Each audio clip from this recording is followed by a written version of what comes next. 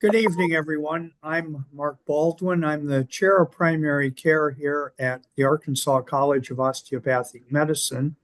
I'd like to welcome everyone here, especially a big shout out to the ARCOM students and the students from Pacific Northwest University, where I used to teach. As always, I want to thank Kara and Jeremy for the great job they always do here. And I'd like to welcome Dr. Rachel Bingham from Incarnate Word College of Osteopathic Medicine, which we made the acquaintance last week at the ACOM meetings. And I told her I was giving a talk tonight on professionalism, and she said she would like to attend. So, Dr. Bingham, you're welcome.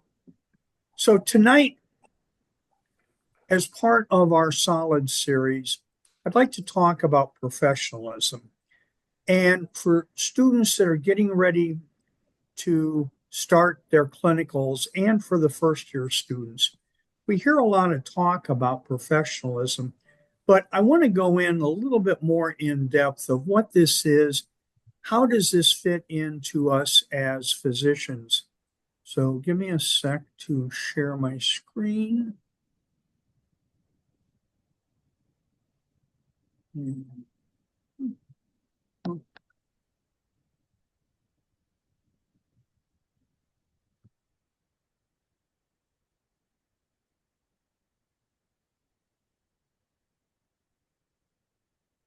Okay. Can everyone see this? Okay, good. So this is a talk on professionalism. So professionalism, we're going to define professionalism, talk about our privilege as a physician, because it really is a privilege to do what we do. And believe it or not, it's a privilege to go to medical school.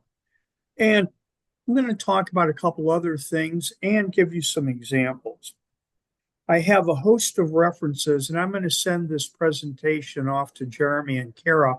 So if any of you would like to look at some of these references and that, they're free to look at. Well, let's talk about what professionalism is. Well, as a good internist, my threshold, to quote the great Sir William Osler, who was the father of internal medicine, I always try to get something that he said because he had such insight into the practice of medicine and being a physician. And Osler said the practice of medicine is an art, not a trade, a calling, not a business, a calling in which your heart will be exercised equally with your head. So what is a profession? A profession is a group of individuals who possess a unique knowledge, training, and expertise in a certain subject or subjects, and have successfully passed certifying examinations and are bound by a canon of ethics, expectations of behavior, and interpersonal interactions. It's not just a job. This is what we're everyone's getting ready to learn how to do. So if we go back 800 years to the beginning of the medieval university systems, from this, there were the four traditional professions: theology, medicine, law, and science.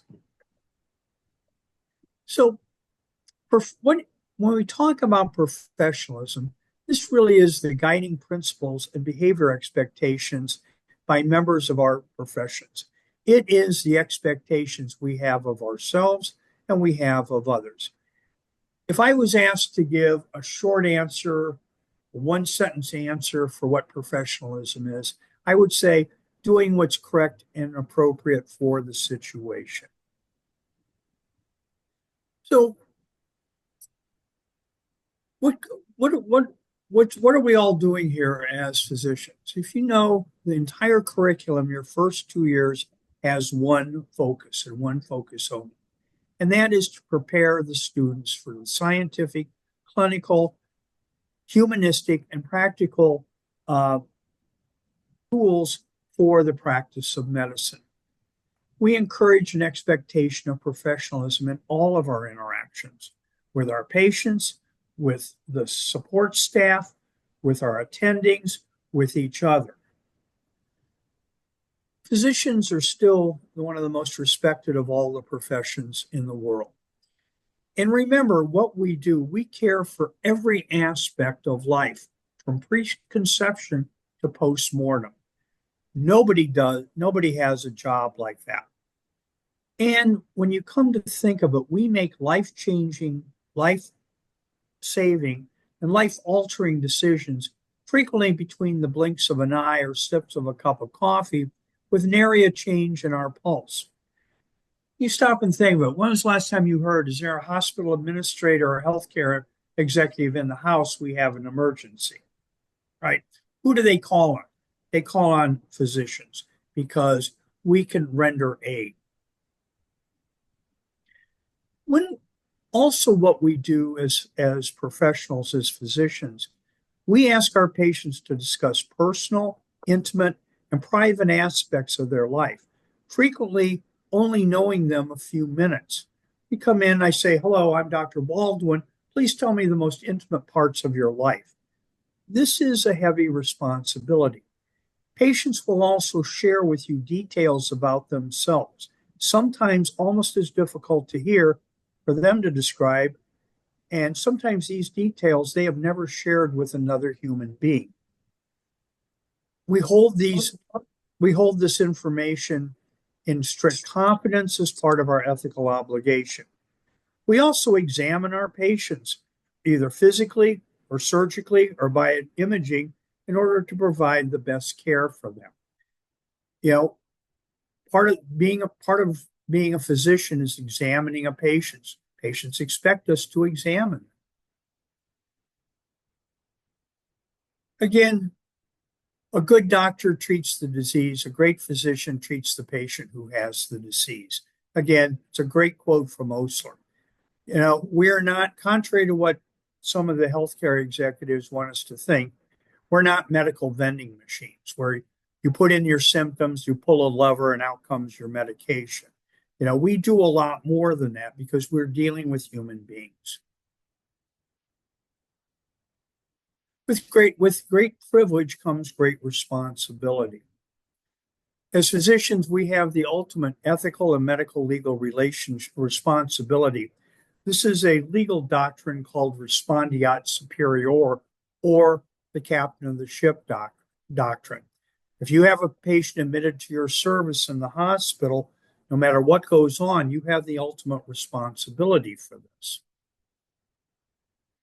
We've been given this also, even as students, you've been given this privilege of learning the information, so you're going to have the requisite knowledge, experience, and privilege of caring for patients to the best of our ability.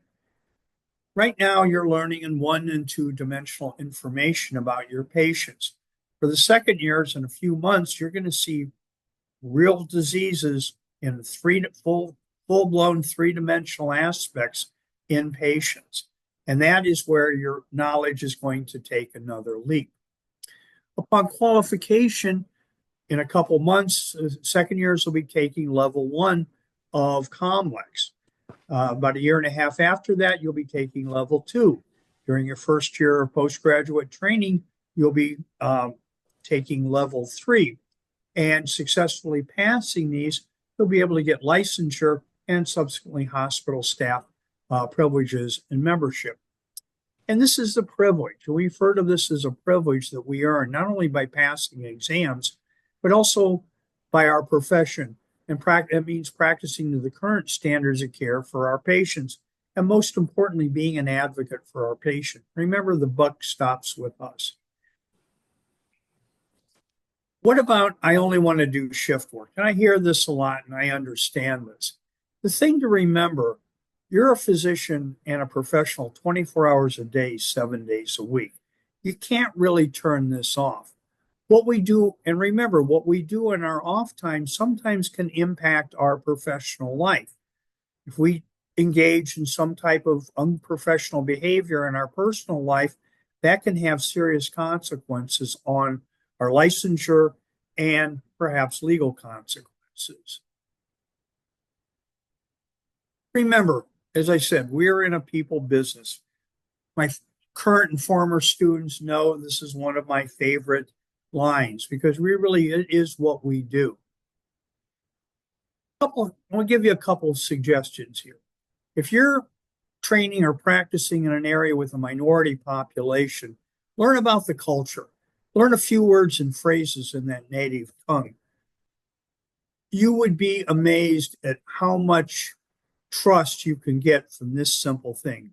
And remember, all of us were strangers once to in the United States. And as the saying goes, we're all strangers in a strange land.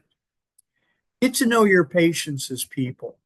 Ask about their story, their origin, education, and experiences.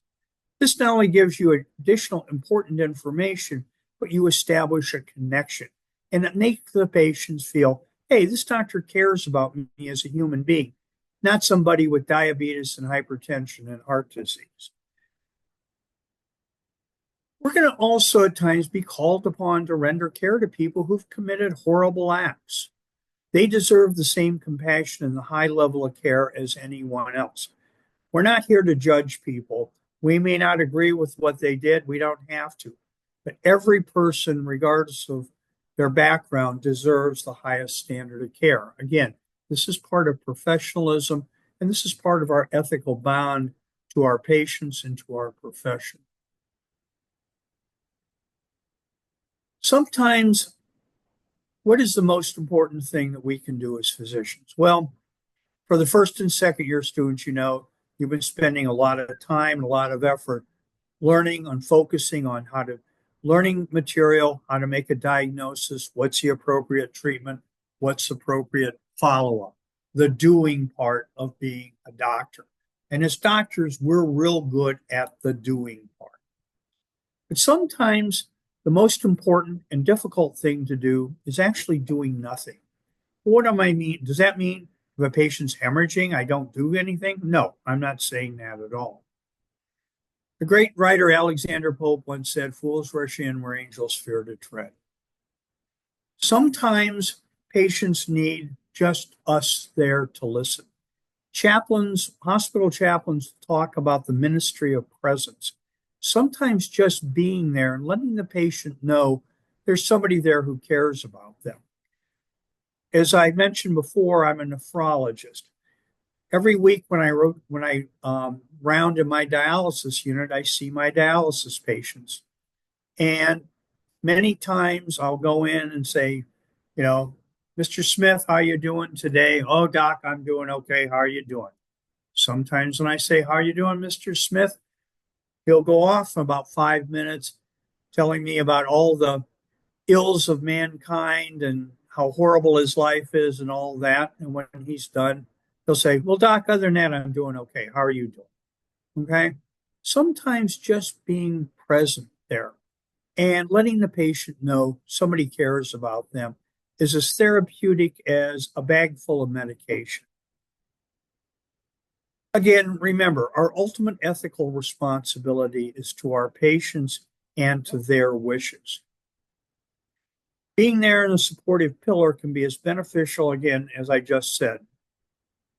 So as we go from students' behavior and into ethical aspects, I want to talk about some things about professionalism at the student level. Why are we so big on this?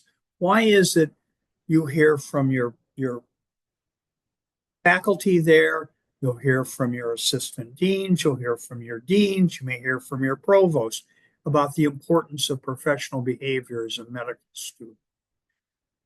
As professionals, it's important to have a mentor to help us develop an ideal role model because mentors are very helpful for this. Also note that some of our is how not to practice medicine. I can tell you this, that I worked in some situations when I was in training where I almost had to write it down. Okay, I'm not going to do this ever. Okay. Those are as important lessons as learning how to do something right. I like to say, number one, learn by the mistakes of others, as these will be ones you won't have to make on your own. And unfortunately, all lessons in life are going to be repeated until thoroughly learned. I can tell you I'm the poster child of that one. So again, mentorship gives us a structure. I am the physician and the educator today in part because of great mentors I've had along the way. Mentors are there to help us role model the kind of professional we want to be, not only as a great diagnostician and a great clinician, but also in the humanistic qualities.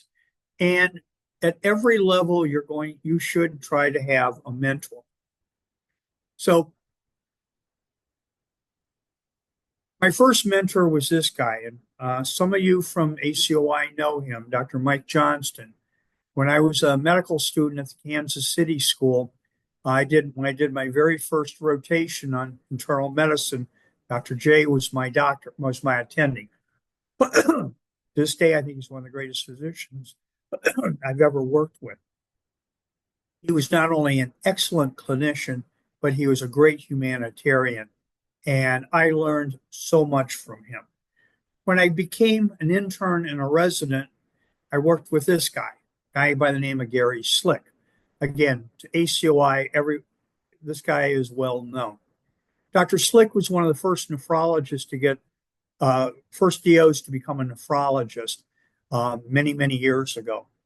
Dr. Slick has been president and very important in ACOI. Dr. Slick was got our board certification accepted throughout the country. I could spend a half an hour going over all of Dr. Slick's accomplishments. Dr. Slick was my chair of medicine when I was an intern and resident. He got me interested not only in kidney disease, but also got me into education too, and something I really appreciate.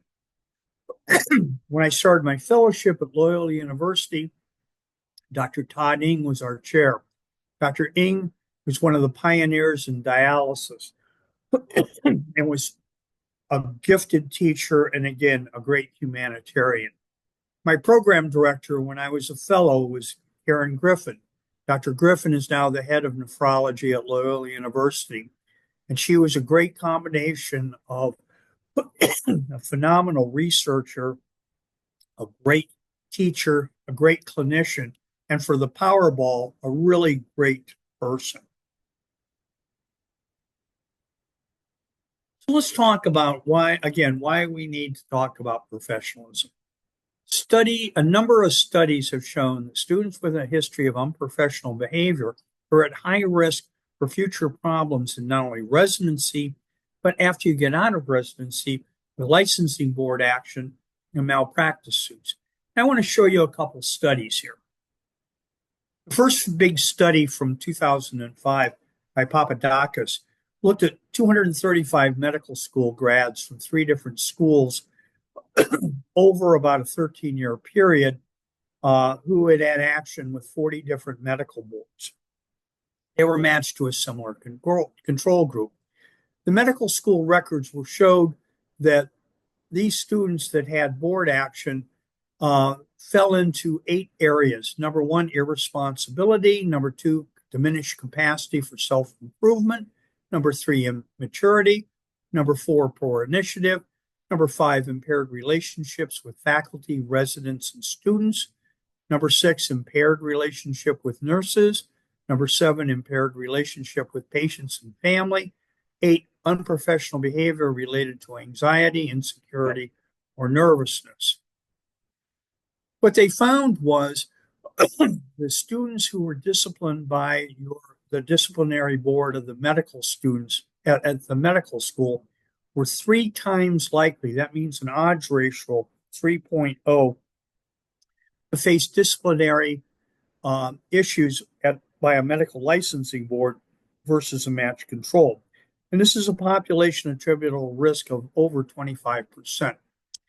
And again, the 2 biggest unprofessional behaviors that had the highest risk were severe irresponsibility, had an odds ratio of 8.5, and diminished capacity for improvement. What does this mean? Irresponsibility, not showing up for assignments, being chronically late, not following through on things. Diminished capacity for improvement. That means not taking advice to do a better job. It's very simple. A study that came out about 5 years ago in academic medicine looked at 108 graduates from Harvard and Case Western who appeared before the school's review board for professionalism, and they compared that to 216 matched controls. Once again, they found that students who had professionalism issues were 5 times more likely to undergo disciplinary review during a residency and 4 times more likely to require remediation or counseling. In clinical practice, students who had professionalism had a 10% face malpractice suits versus 5% from controls. Again, we have to remodel professional behavior. This is when I started medical school in Kansas City, this case had just been decided. And this is just because you're a great student doesn't mean that you get off scot-free. Horowitz, University of Missouri versus Horowitz. Charlotte Horowitz was fourth in her class during her second year and second in her class in her third year of medical school. UMKC is a 6-year medical school program. She scored a very high score on USMLE level 1. On her first rotation, her very first clinical rotation, faculty already expressed concerns about her poor attendance, lack of engagement, performance that was well below her peers. Also, a lack of concern for personal hygiene. You would think that as a doctor, that we believe in the germ theory of disease, you would take good care of your hygiene. But after multiple episodes of counseling, she was placed on probation and had multiple chances for remediation. On subsequent clinical rotations, followed a similar path with similar concerns, despite counseling and intervention by a number of faculty. Due to her lack of improvement, she subsequently was dismissed from UMKC Medical School. This case went to the Supreme Court, and the Supreme Court upheld UMKC's decision to dismiss her because they said that she did not have the ability to improve. So again, professionalism is important because we're looking at the primacy of patient welfare first and foremost. We also look at patient autonomy. We also look at social justice. So some of the problems we face, first of all, learn as you're getting ready. If you haven't developed this yet, please work on a sense of self-awareness, introspection. We have to look at ourselves, and that's a source for personal and professional growth. If you get feedback from one of your professors or one of your attendings, it's to make you a better physician. We're not criticizing you. We're not making fun of you. We want you to be a great physician that we know you can be. Sometimes people see things in us that we can't see. Trust me, my wife sees stuff in me that I can't see quite frequently. So professionalism also is we accept responsibility for our actions, our words, our decisions, and our outcome. Remember, we have the ultimate authority, and we have to accept responsibilities. Professionalism has a number of ways we can show this. Altruism benefits, responsibility, maturity, communication skills, and respect. So altruism and benefits is acting in the best interest of the patient, not its self-interest. You may have heard this phrase, a primum non nocere. It's Latin for first do no harm. And again, we have to make sure that our patient's best interest and what the patient wants for their best care is first and foremost. Responsibility. We take ownership for our patients. Even if I'm on call and I'm covering for another doctor's patients for that weekend or that week, they're my patients. I'm not there to just feed and water them. I'm there to be actively involved in their care to make sure they get the best care possible, anticipate problems, and try to get them clinically improved so we can get them home. Follow through on tasks. When you're a student and when you're a medical student on the wards, you're going to be given tests. Make sure you follow through on that. Please be on time for clinic, lectures, and other duties. Okay. If you're unable to attend, and I know that sometimes life gets in the way, notify them in advance of the absence. And if it's a clinical duty, make sure someone's covering your duties. Okay. This is part of professionalism. If you fail to follow through, if you forgot to have somebody cover it for you, just say, hey, I made a mistake and I'll try to do better. Open to and accept feedback on performance in order to improve as a physician.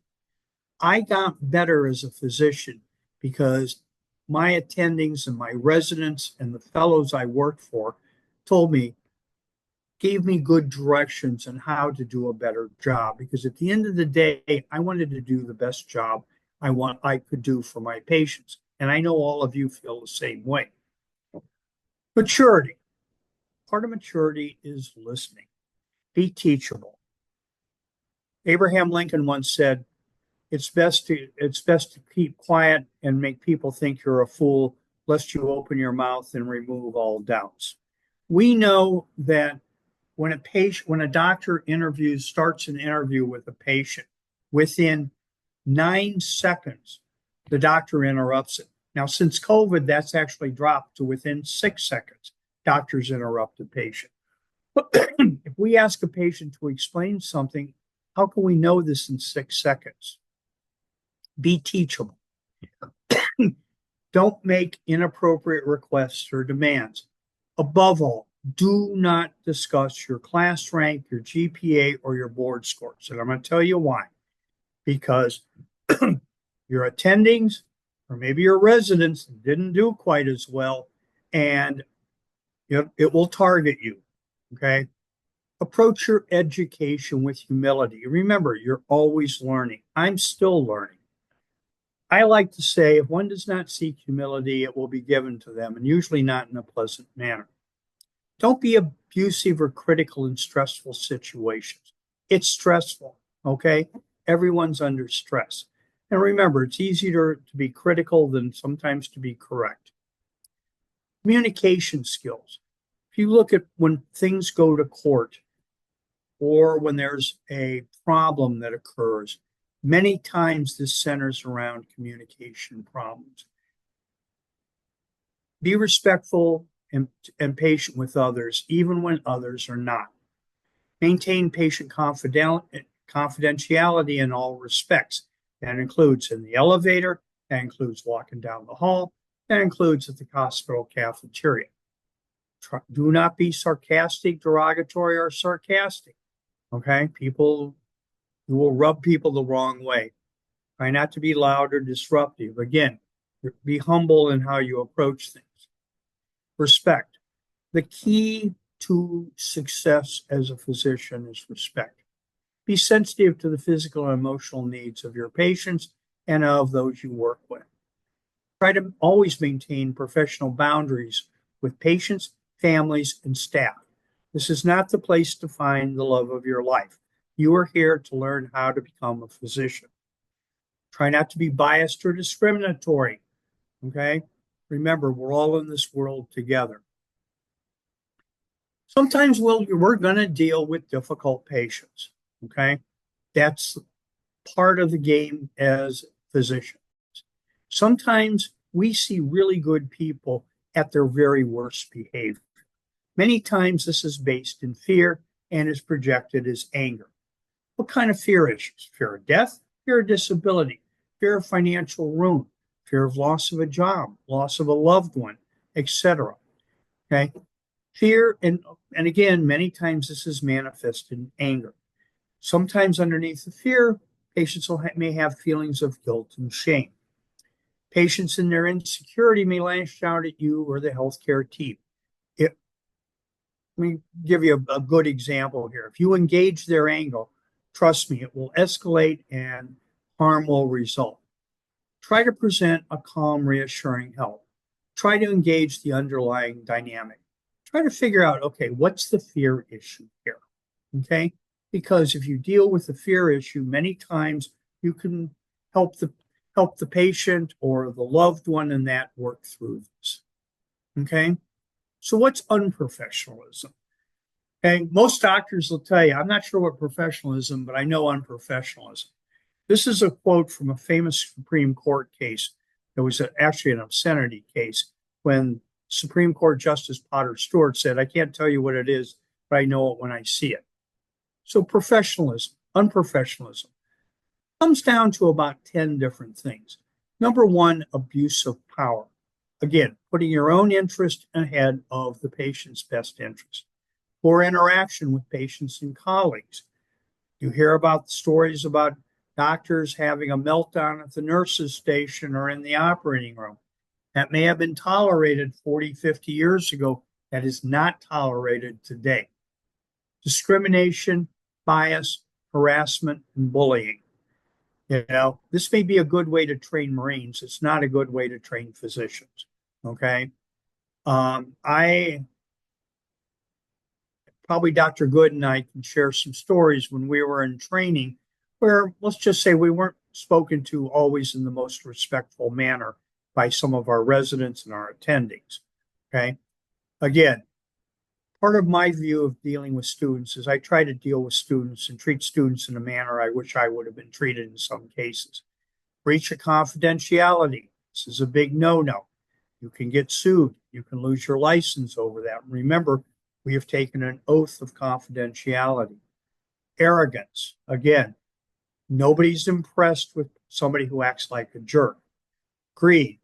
If you look at reasons why doctors get into trouble, lose their license, and go to jail, many times greed causes them to do things such as Medicare fraud, insurance fraud, etc.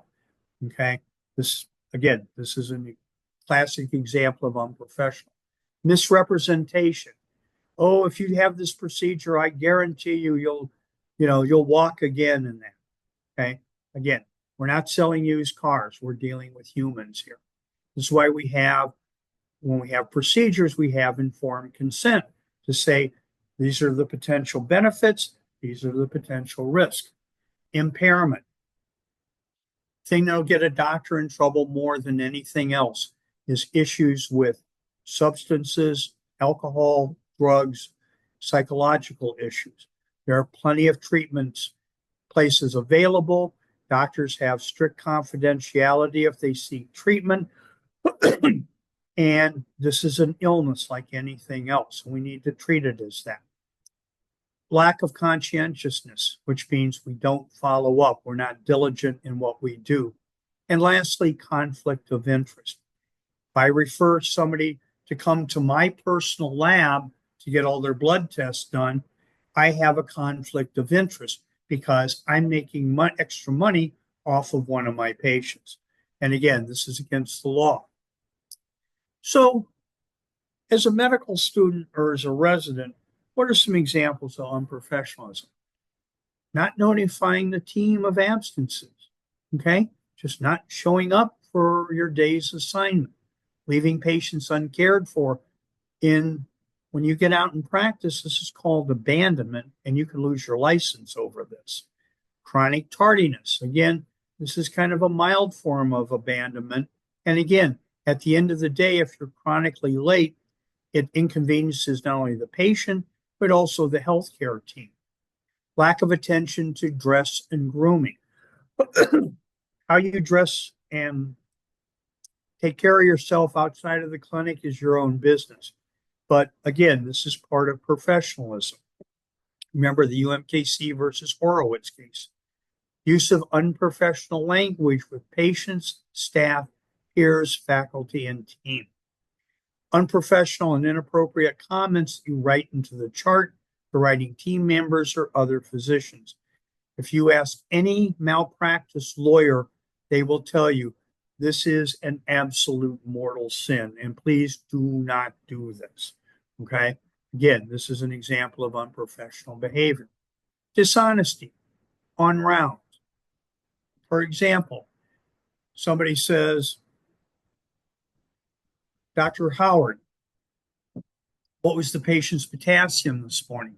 You forgot to look it up. And you say, oh, the potassium was okay. When in fact, the potassium was dangerously elevated.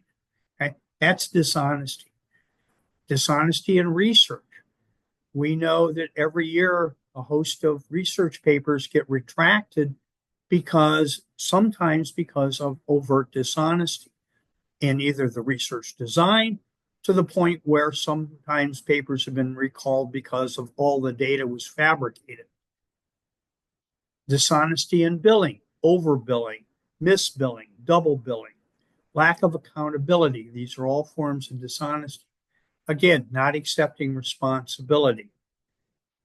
Bullying and harassing behavior, again, toward nurses and those below you. Okay, like I said before, we're trying to train compassionate physicians, not Marines. So I'm going to end here with a couple examples here. So on rounds, an attending asks you for follow-up on a rechecked potassium level on a patient. Sound familiar, doesn't it? You forgot to look this up. What do? A, tell them it's normal. B, tell them it's still being run. C, tell them the lab canceled the order. D, tell them you forgot to follow up, but will obtain it immediately. Well, of course, the last answer is the correct answer. Okay? We all make mistakes. We all forget, especially early on in your training when you're overwhelmed with this whole new environment. It's easy to forget things. Okay? People understand that whatever level you're training at, they're going to kind of evaluate you based on that level. Okay? Here's another example. And actually, this is something that happened to me as a young medical student. During a history and physical exam, you notice a pulsatile mass in the abdomen. On further evaluation, a large abdominal aortic aneurysm is noted and was subsequently repaired. The patient's spouse, in gratitude, gives you an envelope of $1,000. What do you do after thanking them? A, pay some much needed bills. B, you cannot explain that you cannot ethically accept this. Or C, often to re-examine the patient and see if you can find any other problems. Okay. This happened to me as a young medical student. Very nice. I can picture her in my mind. I forgot she got admitted for something totally unrelated to this. And I noticed this big pulsatile mass in her abdomen, and I heard a bruit. And I told my attending about this. Subsequently, she had an abdominal aortic aneurysm and ended up getting repaired. The family was very grateful. And this was by 40 years ago. They wanted to give me a couple $100 for this. And I said, no, I can't take that. I put 1,000 here for inflation. Okay. This is a breach of ethics. Here's another one. During the hospitalization, the adult child of a patient discusses their parents' care. During these conversations, you find that they have a number of things in common with the patient's child. Upon discharge, they give you their phone number and invite you to meet up. What do? A, meet them up for dinner, or B, thank them but tell them you don't feel comfortable in this type of situation. This is what we call a boundary violation. It is unethical to have a relationship outside of the doctor-patient relationship with the patient or with the patient's family. This is considered an unfair advantage, and it's something I really would discourage you from. So you're caring for a patient in a hospital who is admitted for an acute decompensated heart failure due to a STEMI and requires an emergent heart catheterization. The cardiologist on call does not answer his page. Upon calling his spouse, they state that the doctor is out of the country and no one is covering for the patients or the call. Is there harm in this scenario? A, there is no harm. Just call another cardiologist to care for the patient. B, there is harm. This is patient abandonment. Well, of course, the correct answer is this is harm and this is patient abandonment. Of course, upon hearing this, you're going to try to get another cardiologist to come in. But again, we have a responsibility to provide care for our patients, especially when we're on call. So, in closing, I wanted to kind of give you all an overview of what professionalism is. And for those of you that are going to be starting your rotations in a couple months, I really wish you the very best. And for the first years, congratulations, you've almost made it through a year of medical school. So, are there any questions that anyone has at this time?